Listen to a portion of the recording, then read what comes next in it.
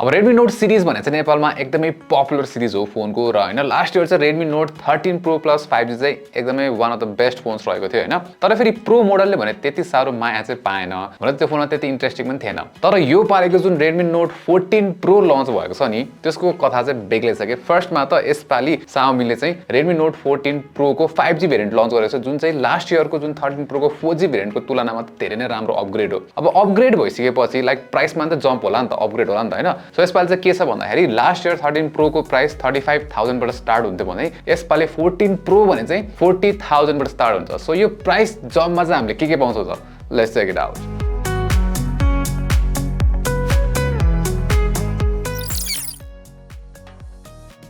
अब 13 Pro को डिस्प्लेको कम्प्यारिजनमा त 14 Pro को डिस्प्ले चाहिँ एकदमै खतरा अपग्रेड भएर आएको छ सो फर्स्टमा त यो फ्ल्याट डिस्प्ले हो भने यसमा चाहिँ कलर डिस्प्ले दिएको छ त्यसैगरी 14 Pro ले चाहिँ धेरै कलर डिस्प्ले गर्न सक्छ रेजोल्युसन पनि बढेर आएको छ भने अर्को भनेको चाहिँ पिक ब्राइटनेस पनि झन्डै डबल नै भएको छ त्यसैगरी ठ्याक्कै हेर्दाखेरि चाहिँ अब थाहा नहुने कुरा भनेको चाहिँ म्याक्सिमम टच स्याम्पलिङ रेट र ब्राइटनेस लेभल एडजस्टमेन्ट पनि इम्प्रुभ भएर आएको छ भने यसमा रिफ्रेश रेट र PWM डिमिङ रेट भने चाहिँ पहिला जस्तो सेम नै दिएको छ तर अलरेडी पनि राम्रो थियो भने 120 हर्जमा प्लस एकदमै स्मुथ चल्छ सो हुन्छ नि लाइक खासै फरक परेन सो हुन्छ नि यो अल इन अल यसको डिस्प्ले चाहिँ लाइक भनौँ न अलमोस्ट फ्ल्यागशिप ग्रेड जुन चाहिँ हुन्छ नि दामी छ कि यो प्राइस रेन्जमा चाहिँ अब डिजाइन पनि मजाले चेन्ज भएको छ किन भन्दाखेरि यस्तो हेर्यो भने चाहिँ हामी लास्ट इयरको जुन 13 Pro थियो त्यसको भन्दा त हुन्छ नि एकदमै फरकै डिजाइन दिएको छ कि र एक्ज्याक्टली 14 Pro Plus को जस्तो डिजाइन हो हैन हामीले हेर्यौं भने एक्ज्याक्टली 14 Pro Plus को डिजाइन अब यसमा दुईटामा डिफरेन्स भनेको जुन क्यामेरा मोडल छ अनि क्यामेरा मोडलमा चाहिँ यो इन्डिभिजुअल रिङहरु देखिन्छ यसमा भने यसमा चाहिँ ठुलो लाइक हुन्छ नि क्यामेरा रिङहरुलाई चाहिँ एउटा ग्लास भित्र राखिएको छ यसमा चाहिँ इन्डिभिजुअल देखिन्छ हैन र यसपालि चाहिँ के छ भन्दाखेरि यो भिगन लेदर फिनिशमा आउँछ कि र यो चाहिँ एकदम प्रिमियम छ हैन तर फेरि यसको हुन्छ नि यो कलर बाइक अरु कलर अप्सनहरु चाहिँ त्यति प्रिमियम चाहिँ हुँदैन किन भन्दाखेरि प्रो प्लस मा जसरी गोरा ग्लास 7 आई प्रोटेक्सन छैन प्लेन प्लास्टिक हो सो यो जुन पर्पल फिनिश छ नि यो चाहिँ दामी देखिन्छ प्लस यो फोनमा चाहिँ यसपालि IP68 रेटिङ पनि दिएको छ जुन चाहिँ लास्ट इयरको IP54 रेटिङ भन्दा चाहिँ दामी नै हो अब पोर्ट्स र बटन्सहरुको कुरा गर्ने हो भने चाहिँ exactly same like Redmi Note 14 Pro Plus so हेर्यो भने चाहिँ ठ्याक्कै हुन्छ नि पावर बटन देखि लिएर तपाईको भोल्युम बटन त्यसैगरी तलपट्टिको जुन पोर्ट्सहरु एक्ज्याक्टली सेम ठाउँमा छ सिम स्लटहरु र माथिपट्टि पनि एक्ज्याक्टली सेम डिजाइन है अब लागौं परफर्मेन्स तिर है त सो अब यसमा चाहिँ हामीले के चिपसेट छ भन्दाखेरि MediaTek Dimensity 7300 अल्ट्रा चिपसेट अब यसो सुन्दाखेरि चाहिँ लास्ट इयरको 13 Pro Plus मा त 7200 अल्ट्रा भन्ने चिपसेट थियो अब यो भन्दा दामी चिपसेट 14 Pro मा यसपाली भन्ने जस्तो लाग्ला तर खासमा यस्तो कुरा चाहिँ हैन है सो के भन्दाखेरि खासमा 7200 सिरिज चाहिँ मोर पावरफुल हो 7300 सिरिज भन्दा है सो 7200 जुन ultra Redmi Note 13 Pro Plus थियो नि त्यो चाहिँ यो भन्दा अझै पनि पावरफुल नै छ तर फेरि लास्ट इयरको जुन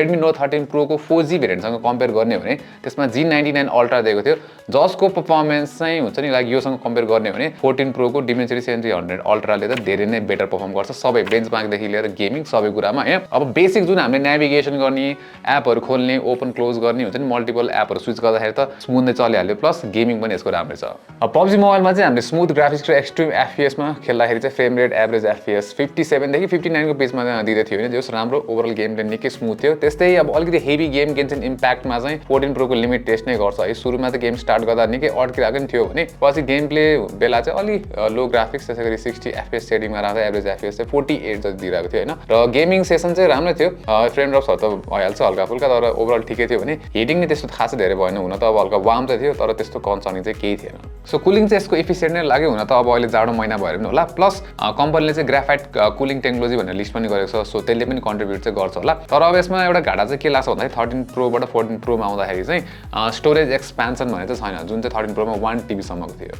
अब र्याम र स्टोरेजको कुरा गर्ने हो भने चाहिँ यसमा हामीले LPDDR4X र्याम नै हो त्यसैगरी UFS 2.2 स्टोरेज पाउँछौं जुन चाहिँ लास्ट इयरको 13 Pro सँग सिमिलर नै छ हैन र अप्सन भनेको चाहिँ 8GB र्याम र 12GB र्याम अप्सन त्यसैगरी 256GB र 512GB स्टोरेज अप्सन भइहाल्यो अब कुरा गरौँ क्यामेराको सो क्यामेराको हेर्ने भने चाहिँ हल्का एउटा चेन्ज छ तर पछाडीको रियर हार्डवेयर भने चाहिँ चेन्ज भएको छैन सो यसपालि पनि सेम 200 मेगापिक्सलको चाहिँ मेन क्यामेरा छ 8 मेगापिक्सलको अल्ट्रा वाइड भने 2 मेगापिक्सलको चाहिँ म्याक्रो दिएको छ र यो चाहिँ same hardware as Redmi Note 14 Pro Plus पनि हो है प्लस यसमा चेन्ज भनेको चाहिँ सेल्फी क्यामेरा छ कि सो सेल्फी क्यामेरा चाहिँ लास्ट इयरकोबाट अपग्रेड भएर 20 मेगापिक्सलको चाहिँ भएको छ सो हामीले चाहिँ यसपालि यसमा चाहिँ Redmi Note 14 Pro Plus सँग पनि कम्पेयर गरेर हेरेको छौं किनभने सेम हार्डवेयर शेयर गर्छ यिनीहरुले सो ठ्याक्कै हेर्दाखेरि थाहा हुने फरक भनेको प्रो को फोटोहरु चाहिँ वार्मर टोन छ भने प्रो प्लस चाहिँ अलि नेचुरल छ तर फोटोहरुमा हल्का जुम गर्दा चाहिँ प्रो प्लस चाहिँ डिटेल्सहरु अलि बेटर प्रिजर्भ गरेको जस्तो चाहिँ लाग्छ है अब अल्ट्रा वाइडमा चाहिँ स्टोरी ठ्याक्कै फ्लिप हुन्छ यता चाहिँ प्रो प्लस को वाइडमा टोन आउँछ अनि प्रो को चाहिँ नेचुरल छ त्यस्तै प्रो प्लस मा चाहिँ मोसन ब्लर हल्का चाहिँ हामीले देखिरहेको थियौं यो इस्यु अनि कलर डिटेल्स नि त्यस्तो राम्रो प्रिजर्भ चाहिँ भएको छैन ओभरअलमा प्रो को अल्ट्रा वाइड परफर्मेन्स चाहिँ अलि कन्सिस्टेन्ट छ अब लो लाइट रिजल्ट्सहरु चाहिँ नर्मल डे टाइम जस्तो नै छ प्रोमा चाहिँ अलिकति कलर पप हुन्छ भने प्रो प्लसमा भने चाहिँ डिटेल्स बेटर प्रिजर्भ हुन्छ है त्यसैगरी अब हामी ह्युमन सब्जेक्ट्सको कुरा गर्ने हो भने दुईटै फोनको एज सेक्सन चाहिँ त्यस्तो राम्रो छैन पोर्ट्रेटहरुमा चस्माको एजेसहरुमा हेर्यो भने छुटाउन नसकिने इस्यु देखिन्छ त्यसैगरी पोर्ट्रेटमा पनि यो फोनहरुले चाहिँ उही प्याटर्न फलो गर्छ कि लाइक प्रो प्लसमा कलर नेचुरल छ भने प्रोमा चाहिँ पपी खाले जसले गर्दा प्रोको मान्छेको फोटो चाहिँ अलिक अट्र्याक्टिभ र सोशल मिडिया रेडी देखिन्छ अब कुरा गरौँ सेल्फिजको है त सो सेल्फी चाहिँ 20 मेगापिक्सलको भनिहाले हैन फोटो पनि खिचौँ सो यसपालि चाहिँ के छ भन्दाखेरि Redmi Note 14 Pro ले चाहिँ हुन्छ नि फेसमा अलिकति बढी शार्पन गरिदिन्छ कि 14 Pro Plus को कम्प्यारिजनमा नै हेर्ने हो भने ठ्याक्कै थाहा पाउँछ हैन तर जस फेसको डिटेल्सहरु चाहिँ ठिकठाकै छ र ओभरअल कलर्सहरु पनि सिमिलर कलर्स नै पाउँछौँ भने अब यो नर्मल इमेजहरु त सेल्फिजहरु ठिकै छ भने अब पोर्ट्रेट मोडको सेल्फिजहरु खिच्ने हो भने चाहिँ अलि बढी स्मुदन गरिदिन्छ के लाइक फेसहरु हुन्छ नि अलि बढी स्मुदन गरिदिन्छ तर ओभरअल जस सेल्फी क्यामेरा पनि like similar to 14 Pro Plus तर स्लाइटली हुन्छ नि त्यति अलिकति लाइक डाउनग्रेड जस्तो चाहिँ छ अब एउटा कुरा चाहिँ के वियर्ड छ भन्दाखेरि यसमा लाइक म्याक्रो क्यामेरा छ नि त 2 मेगापिक्सलको डेडिकेटेड तर फेरि यसमा डेडिकेटेड म्याक्रो मोड चाहिँ दिएको छैन कि सो त्यो चाहिँ अलि वियर्ड लाग्यो लाइक क्यामेरा दिइसकेपछि मोड पनि दिएको भए त हुन्थ्यो नि त हैन अब किन वियर्ड हो यस्तो अब भिडियोको कुरा गर्ने हो चाहिँ यसमा हामीले मेन क्यामेराबाट चाहिँ 1080p 60 सम्म पाउँछौँ भने 4K चाहिँ 30 fps सम्म चाहिँ खिच्न सक्छौँ हैन अब क्वालिटीको कुरा गर्ने हो भने 4K मा राम्रो छ डिटेल्सहरु डायनामिक रेन्ज पनि ठिकठाकै छ कलर्स पनि अलिकति लाइक स्याचुरेटेड राम्रो जेस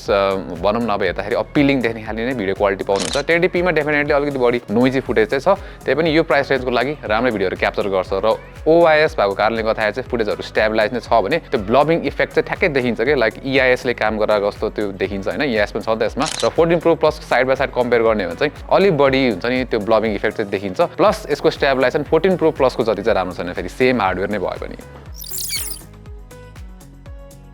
अब सफ्टवेयरको कुरा गर्ने हो त्यसमा हामीले out of the box android 14 पाउँछौँ हाइपर OS भइहाल्यो र experience similar to last year भनौँ हैन सेम नै त्यस्तै नै एक्सपिरियन्स हो र अब सफ्टवेयर अपडेटको अफिसियली कुरा छैन त्यसैगरी अब हाइपर OS 2.0 अपडेट चाहिँ आउन त आउँछ हैन तर एन्ड्रोइड 15 आइसकेपछि पनि अझैसम्म नदिनु भनेको चाहिँ अलि वियर्ड चाहिँ लाग्यो मलाई अब त्यसैगरी यसमा अरु कुरा गर्ने हो भने चाहिँ यसमा AI को नि लाइक हल्का मार्केटिङ गरेको छ के सो AI को यसमा फिचर्सहरु भनेको चाहिँ एउटा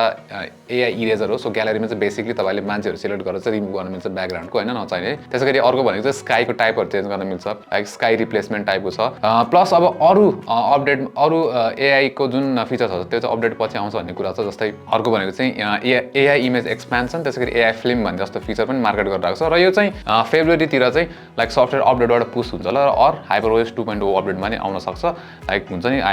Redmi Note 14 Pro Plus मा पनि चाहिँ छुट्टै AI सर्भिसेस भनेर दिएको छ भने यसमा चाहिँ त्यसरी AI सर्भिसेस भन्ने मेन्यु नै छैन तर यस AI फिचरहरु चाहिँ दिएको छ अब ब्याट्रीको केसमा चाहिँ एकदमै मसिनो अपग्रेड भनौँ न 110 mAh अपग्रेड भएको छ त्यसैगरी चार्जिङको केसमा भने चाहिँ फेरि डाउनग्रेड भएको छ 66 वाटको थियो Redmi Note 13 Pro 4G मा भने यसपालि चाहिँ 45 वाट मात्र छ है हुन त अब रियल लाइफमा खासै त्यस्तो धेरै डिफरेन्स चाहिँ पादैन यो battery capacity plus fast charging दुवैले हैन किन भन्दाखेरि अब ब्याट्री तपाईले जनि अलिकति कन्सियस भएर चलाउने हो भने 1.5 दिन मजाले टिकन सकिन्छ भने नर्मल मिक्स्ड युजेजमा तपाईले एक दिन चाहिँ मजाले नै पुग्छ यो त्यसैगरी चार्जिङ भनेको 1 घण्टा लाग्छ फुल चार्ज हुन जुन चाहिँ आई थिंक नर्मल मान्छेहरुको लागि मोर देन इनफ नै हो अब एन्डमा भन्न पर्दाखेरि चाहिँ Redmi Note 13 Pro बाट प्राइस जम्प भएर आए पनि Redmi Note 14 Pro यो प्राइस जम्पको लागि चाहिँ अझै पनि राम्रो डिल हो हैन किन भन्दाखेरि चाहिँ हुन्छ नि अब यसमा चाहिँ लाइक सबै कुरा छ के लाइक प्राइस टु परफर्मेन्स पनि ठिकै छ यसको हैन प्लस प्रिमियम फिचर्सहरु चाहिँ एड गरेर आएको छ तर फेरि कुरा आउँछ 40,000 मा यो बेस्ट फोन हो त भन्ने कुरा आउँछ हैन सो यसको प्राइस रेन्जमा कम्पिटिटर्स हेर्ने हो भने CMA फोन 1 पनि छ त्यसै गरेको चाहिँ OnePlus Nord C3 छ अब यो भन्दा चाहिँ हुन्छ नि तपाईले लाइक सस्तोमा पनि पाउनुहुन्छ यो फोन चाहिँ 3000 जस्तो प्राइस अझै कममा पाउनुहुन्छ हैन र तिनीहरुको नि सिमिलर परफर्मेन्स नै प्रोवाइड गर्छ के तर फेरि हुन्छ नि लाइक परफर्मेन्स राम्रो छ भन्दैमा स्पेक्स राम्रो छ भन्दैमा हुन्छ नि यो फोन फेरि अलि युनिक भ्यालु प्रोपोजिसन पनि अफर गरेर आएको हुन्छ जस्तै यसमा चाहिँ हामीले IP68 rating golden glass pictures 2 को प्रोटेक्सन बेटर क्वालिटी बिल्ड क्वालिटीहरु पाउँछौं के सो कुरा चाहिँ के आउँछ भन्दा तपाईले हुन्छ नि अब सिधै प्राइस टु परफर्मेन्स मात्रै चाहिएको छ कि अरु अझै हुन्छ नि अझै लाइक प्रिमियम बिल्ड क्वालिटीहरु यो जुन फिचरहरु मैले भने त्यो पनि चाहिएको छ भन्ने कुरा पनि आउँछ के है त्यसैगरी अब CMA फोन 1 मा त तपाईले बक्समा चार्जर पाउनुहुन्छ जुन चाहिँ तपाईले यो फोनसँग पाउनुहुन्छ सो त्यसमा 2000 एड गर्ने हो भने त कुरा झन्डै उस्तै नै पर्न आउँछ हैन प्राइस पनि हेर्यो भने हैन अलमोस्ट उस्तै पर्न आउँछ त्यसैगरी OnePlus Nord C3 भनेको त लाइक जमानामा लन्च भएको फोन हो तर त्यसपछि 17000 को प्राइस ड्रप पछि बल्ल यो रेन्जमा छिरेको हो नि त सो त्यहाँ त्यो कुरा पनि छ सो स्टिल आई थिंक यो प्राइसको लागि Redmi Note 14 Pro राम्रै फोन हो TechLekh